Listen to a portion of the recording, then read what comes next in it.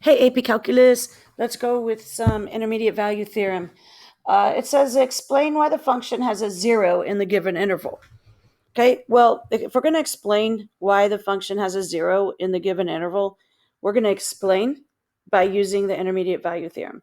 So we need to be able to say that the function is continuous on this interval, and it is because it's a polynomial, no problem.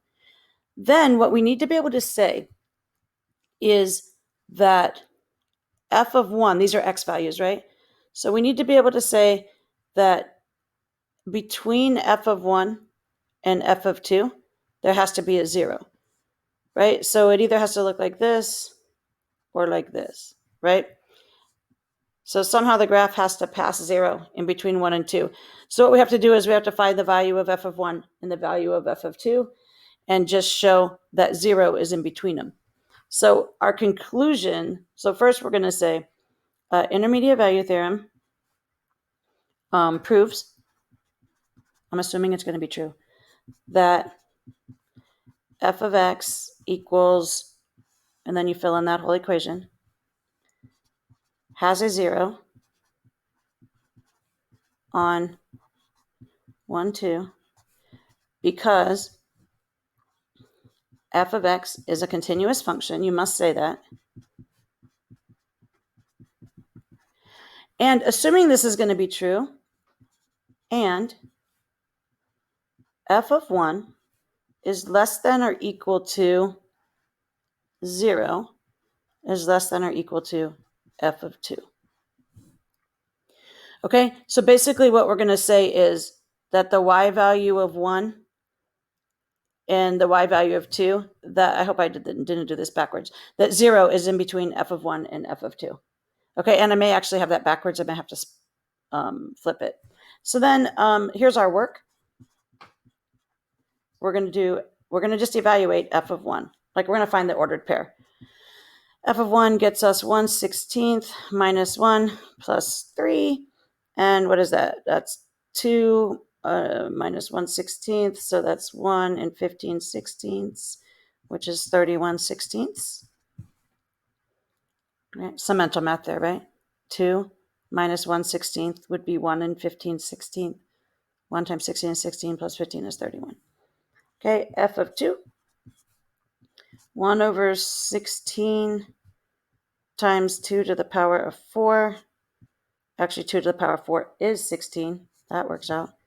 Minus 8. So that's 1 minus 8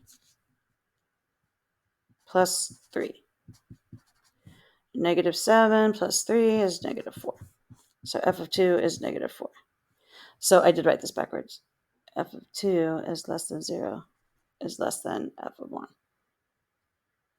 Okay, so f of 2 equals negative 4, and that's less than or equal to 0, which is less than or equal to f of 1, which was 31/16. So this is math's way of saying that 0 is in between f of 2 and f of 1. 0 is clearly in between the y value negative 4 and the y value 31/16. Another way to think about it would be we have this ordered pair 2, negative 4. We have an ordered pair 1, 31/16. And there has to be something in between 1 and 2 that's going to have a 0. Okay, so the biggest thing I wanted to show you here was how to write this answer.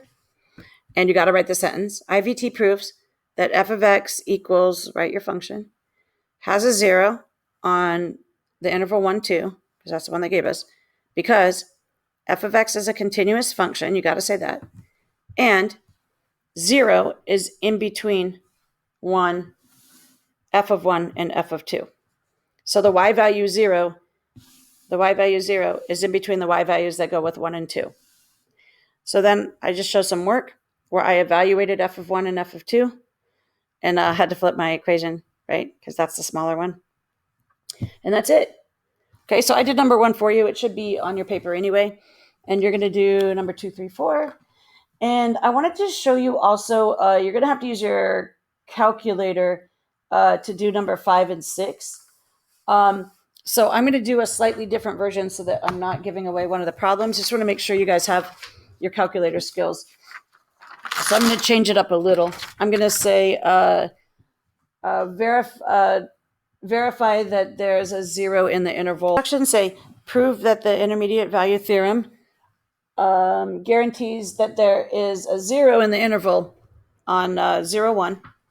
And I made up a different function because there are only 2 problems. So I want to show you a little calculator work on this. Hopefully it'll show up okay. So what you're going to do is you're going to put this function in your calculator in Y1. And I want to show you one thing. If any of these plots are turned on, then you have to hit the second button, stat plot, and go inside. Just hit enter and make sure it's highlighted off. Okay, that's one thing that could mess you up. Okay, I'm going to go back to y equals. The equation is negative 1/4. So I'm going to put my 1/4 in parentheses to keep it clean. X to the power 4 minus x to the power 3. 3x minus 1/4. So I've got it put in. You're going to do the same. And then who knows, when you hit graph, like it could be all over the place. So here are a couple of different ways to handle zooming. One of my favorite ways to zoom actually is to, one thing I use, and this isn't going to help us, but a lot of times I just go zoom standard. So I hit zoom and I hit 6. And what that does is it gives me a 10 by 10. And, you can see that's not going to do me very much good in this problem because I only care about 0 to 1. But what I can do that's helpful, let's say I was here, zoom standard. I mean, I can always go set the window, and I'm assuming you guys know how to do that. I'm also trying to save you some time. I'm going to go zoom in.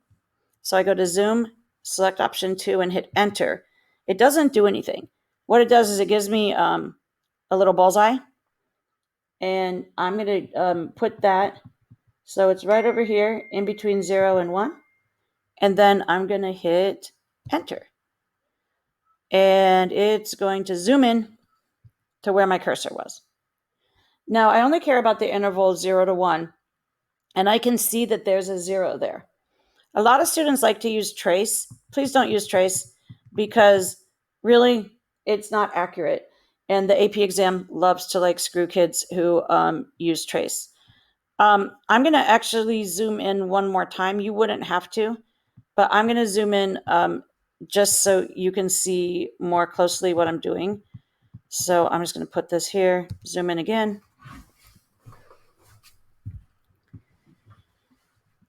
And we want the value of this 0. So what your calculator is going to do is it's going to get a value on the left and a value on the right, and then it's going to get the value of the 0. So here's what I do. I do second, and then above the trace, it says calc. So second trace, which is calc, like calculate.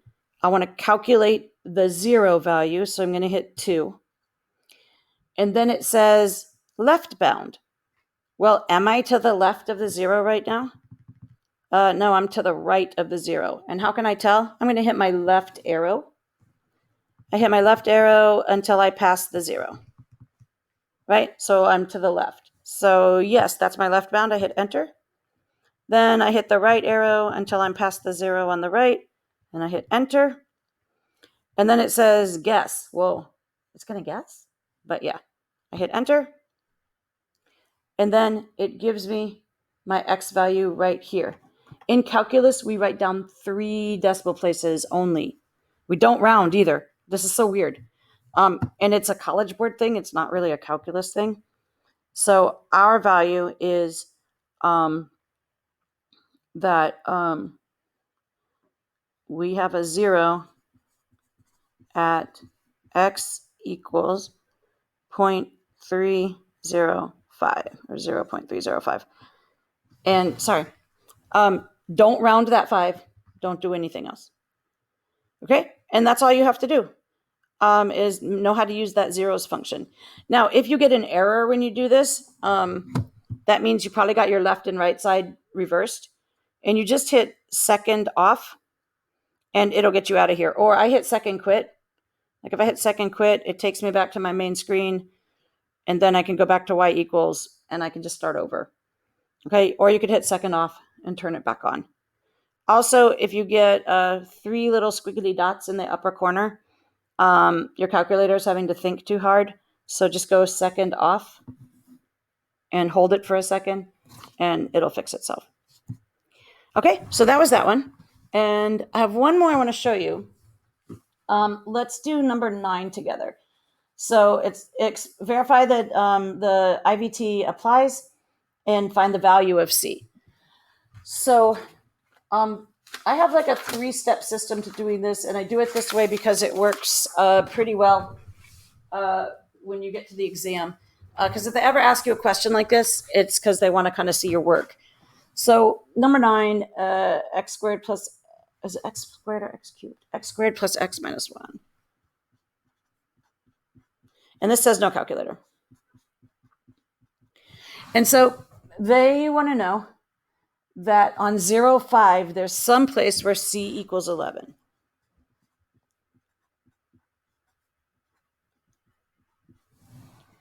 Okay, so what I like to do, and this is, you are going to like to do this too. I'm going to make a quick XY table.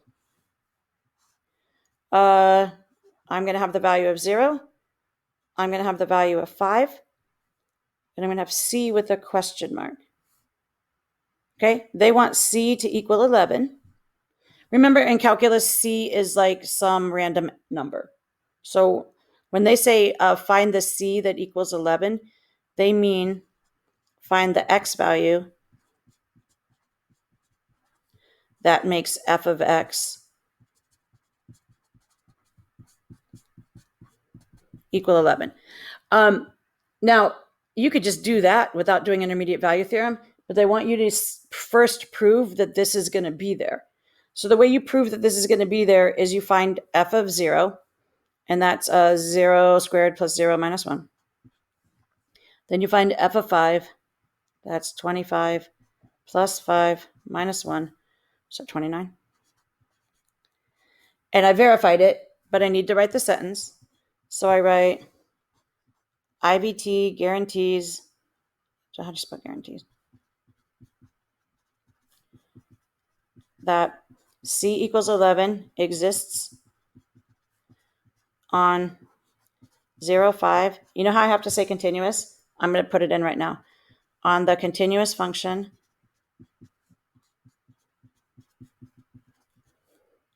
f of x equals, and you're going to plug in the function. And I don't have to explain why it's continuous because it's like a math law that polynomials are continuous. So IVT guarantees that C equals 11 exists on the interval 0, 5, on 0, 5, on the continuous function f of x equals all that. Because f of 0 is less than or equal to f of C is less than or equal to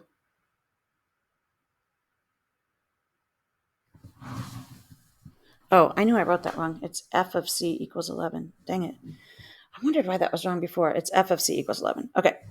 F of 0 is less than or equal to f of C is less than or equal to f of 5.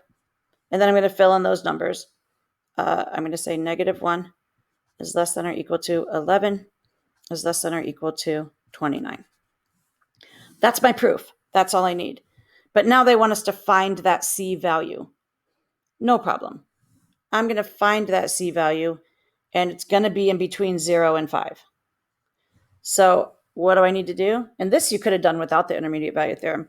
F of C equals 11 when 11 equals the function x squared plus x minus 1. If it's a quadratic, you always got to set it equal to 0. Minus 11, minus 11. 0 equals x squared plus x minus 12. And let's see, this is going to be x plus a number, x minus a number, and it's going to have a thing of 1. Whoops, 3. There we go. That works. So x plus 4 and x minus 3 equals 0.